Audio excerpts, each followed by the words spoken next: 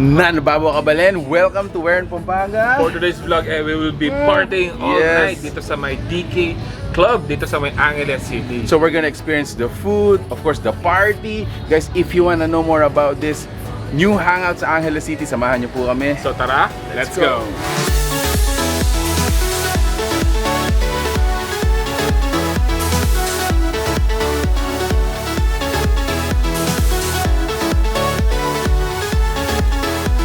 So yun nga guys, these are the food na sinaserve nila dito. Actually, these are just some of the best sellers na gusto nilang patikim sa atin, bro. Actually, ito naman yung mga usual food natin. Exactly. During sa mga ganitong place. So it's a mix of Filipino and Korean. Yes.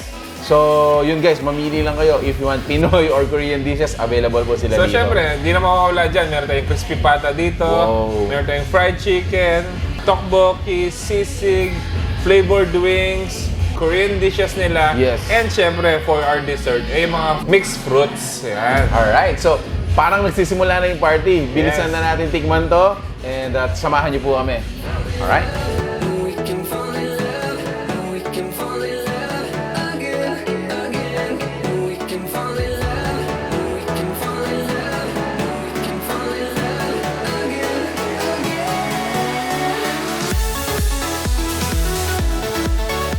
What can you say?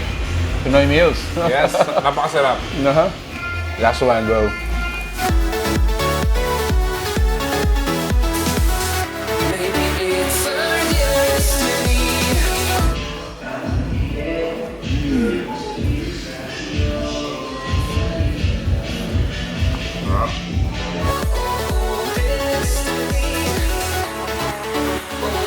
So since this is a party place, so available din yung mga drinks natin. So meron tayong mga local beers dito.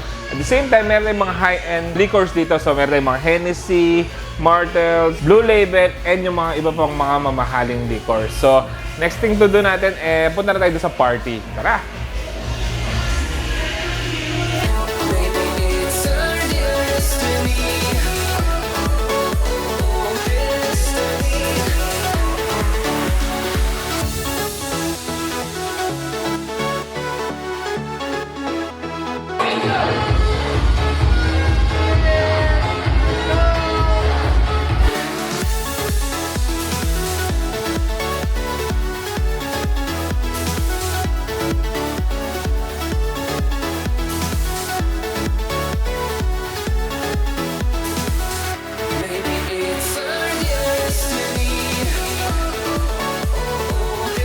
So ayun nga guys, another place for you to check out if you're looking for a night hangout, chill, rave party, bro. And amazing food. Yes. And available yan dito sa may DK Club. So DK Club is located dito sa may 252 Volga Street, Riverside, Barangay Anunas, Angeles City. Yes. And they are open from 10 until 5 a.m. Monday to Sunday. Party all night, brother. Party all night tayo hanggang umaga. Sabi ko nga, another place for you to check out. If you like this video, please give it a thumbs up, share it with your friends. We hope to see you in the next one. So that's it. Thank you for watching Where in Pampanga. Until our next cover. Peace out. Bye, guys.